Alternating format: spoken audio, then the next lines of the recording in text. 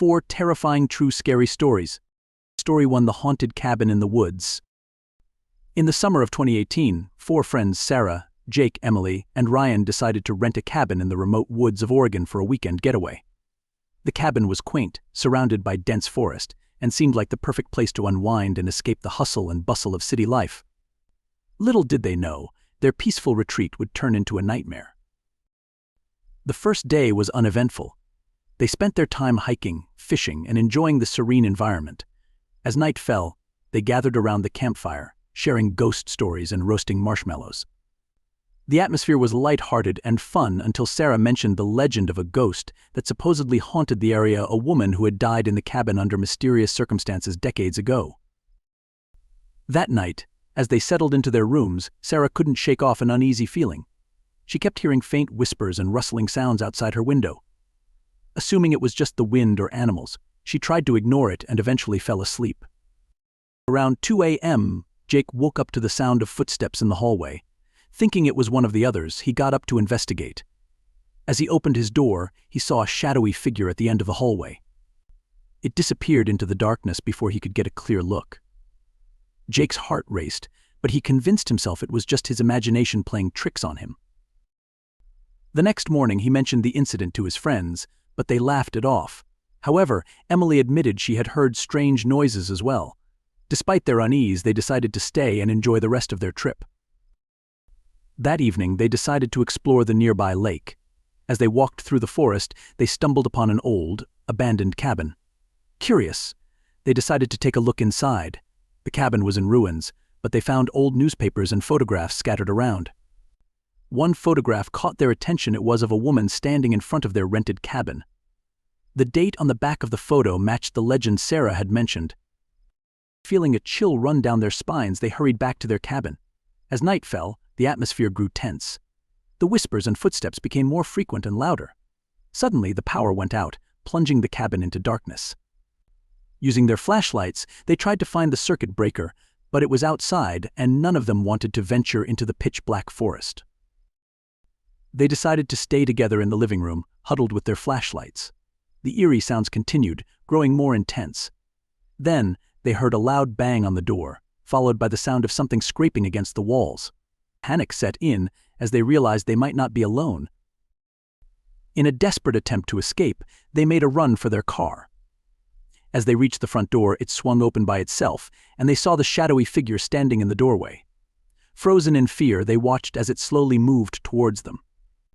The air grew colder, and the figure's features became clearer. It was the woman from the photograph. The friends bolted to the car, fumbling with the keys. They managed to start the engine and sped away, not daring to look back. When they finally reached the nearest town, they were visibly shaken. They reported the incident to the local authorities, but their story was met with skepticism. They never returned to the cabin, but the experience left them traumatized. To this day, they can't explain what they saw or heard, but they are certain that something sinister lurks in those woods, forever haunting the cabin. Story 2: The Disappearing Hitchhiker. In the fall of 2015, Mark, a long-haul truck driver, was on a late-night route through a desolate stretch of highway in Nevada. The road was empty, and the only light came from his truck's headlights. As he drove through the darkness, he noticed a young woman standing by the side of the road, her thumb out, hoping for a ride. Feeling a sense of duty to help, he pulled over and offered her a lift. She seemed grateful and climbed into the passenger seat. She introduced herself as Lily and explained that her car had broken down a few miles back. Mark noticed she looked pale and tired, but he didn't think much of it, attributing it to her ordeal. As they drove, they made small talk. Lily mentioned she was on her way to visit her family in a nearby town. She didn't say much more, and Mark respected her privacy. After about half an hour, Lily asked to be dropped off at a small, rundown gas station. Mark obliged and watched as she walked inside. Curious, he decided to get a coffee before continuing his journey. As he entered the gas station, he asked the clerk about the young woman. The clerk gave him a puzzled look and said no one had come in. Confused, Mark insisted he had just dropped her off, but the clerk assured him no one had been there for hours. Feeling uneasy, Mark got back into his truck and continued his route. A few miles down the road, he glanced at his rearview mirror and froze. Sitting in the back seat was Lily, her eyes fixed on him. He slammed on the brakes and turned around, but the back seat was empty. Heart pounding, he tried to rationalize what he had seen. Maybe it was a trick of the light or his tired mind playing tricks on him. He continued driving, but the experience left him shaken. The next day, he shared his story with a fellow truck driver at a rest stop. The driver listened intently and then told Mark about the legend of the disappearing hitchhiker, a ghostly figure that haunts that stretch of highway. According to the legend, Lily had died in a car accident years ago, and her spirit continued to hitch rides, only to vanish without a trace. Mark was skeptical but couldn't shake the eerie feeling. Over the years, he heard similar stories from other drivers. Each account was slightly different, but the common thread was the young woman who disappeared without a trace. To this day, Mark avoids that stretch of highway whenever possible. The memory of Lily haunts him, a constant reminder of the unexplained and the eerie possibility that some legends are rooted in truth. Story 3: The Ghostly Apparition. In the winter of 2016, a newlywed couple, Jason and Emily, moved into a charming Victorian house in a small New England town. The house had a rich history, dating back to the early 1900s, and they were excited to start their new life there. Little did they know, their dream home was about to become a nightmare. From the first night, they noticed strange occurrences. Objects would move on their own, doors would creak open, and they often heard faint whispers echoing through the halls. They brushed it off as old house noises, but the events grew more frequent and unsettling. One night, Jason woke up to find Emily standing by the window, staring out into the dark. He called her name, but she didn't respond. When he touched her shoulder, she snapped out of her trance, confused and disoriented. She had no memory of getting out of bed. As the days went by, the paranormal activity intensified. They heard footsteps in the attic, saw shadowy figures moving through the rooms, and felt sudden drops in temperature. Desperate for answers, they contacted a local historian who specialized in haunted houses. The historian revealed that the house had a dark past.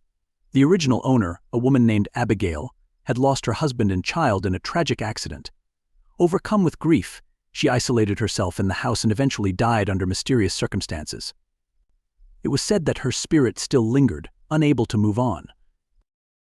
Determined to uncover the truth, Jason and Emily decided to conduct a séance. They invited a psychic medium to their home, hoping to communicate with Abigail's spirit. During the séance, the medium made contact with Abigail, who expressed her anguish and sorrow. She felt trapped in the house, unable to find peace. Moved by her plight, Jason and Emily promised to help her find closure. They performed a cleansing ritual, filling the house with light and positive energy. They also set up a small memorial for Abigail, acknowledging her presence and offering their respects. Over the next few weeks, the paranormal activity gradually subsided. The house felt lighter, and the oppressive atmosphere lifted. Jason and Emily believed they had helped Abigail find peace, and they finally felt at ease in their home. However, one night, Emily woke up to find Jason standing by the window, staring out into the dark. She called his name, but he didn't respond. When she touched his shoulder, he turned to her with a vacant expression, his eyes filled with sadness. He whispered, "She's still here." Terrified, Emily shook him, and he snapped out of his trance. He had no memory of getting out of bed. They realized that while they had helped Abigail, her presence still lingered, a reminder that some spirits never truly leave. To this day, they coexist with Abigail's spirit, respecting her presence and keeping her memory alive. Their house is no longer just a home, it's a place where the past and present intertwine, a constant reminder of the thin veil between the living and the dead. Story 4: The Cursed Doll. In the spring of 2017, Anna, an antique collector, stumbled upon an old, ornate doll at a flea market. The doll was beautifully crafted, with porcelain skin, glass eyes, and a delicate lace dress. Despite its eerie appearance, Anna felt drawn to it and decided to buy it for her collection. When she brought the doll home, strange things began to happen. At first, it was small, almost unnoticeable events. The doll would be in a different position than she left it, or she would hear faint giggling when no one else was around. Anna's cat, normally calm and friendly, became agitated whenever it was near the doll, hissing and swatting at it. One night, Anna woke up to the sound of whispering. She followed the noise to her collection room, where she found the doll sitting upright, its glass eyes seemingly staring at her. The whispers grew louder, and she felt a cold breeze pass through the room. Frightened, she locked the doll in a cabinet and tried to forget about it. The next morning, the cabinet was open, and the doll was sitting on a shelf. Determined to get to the bottom of the mystery, Anna researched the doll's origins. She discovered that it had belonged to a young girl named Eliza, who had died tragically in the early 1900s. The doll was said to be cursed, with Eliza's spirit trapped inside. Anna contacted a paranormal investigator, hoping to rid herself of the doll's malevolent influence. The investigator confirmed the presence of a spirit and performed a cleansing ritual, but warned Anna that the doll's curse might be too powerful to break. Undeterred, Anna decided to confront the spirit directly. She held a séance, calling out to Eliza and asking her to move on. To her shock, the doll's eyes blinked, and she heard a child's voice pleading for help. Moved by compassion, Anna promised to help Eliza find peace. She took the doll to Eliza's grave and buried it there, performing a final cleansing ritual. As she did, she felt a warm presence envelop her, and the whispers ceased. The air grew still, and Anna knew that Eliza's spirit had finally found rest. Relieved, Anna returned home, feeling a sense of closure. The paranormal activity ceased, and her collection room felt lighter. She never spoke of the doll again, but the experience left a lasting impression on her. To this day, she remains cautious about the items she collects, always wary of the potential for hidden spirits and curses. The memory of Eliza and the cursed doll serves as a reminder that some objects hold more than just historical value. They carry the weight of the past and the spirits that refuse to be forgotten.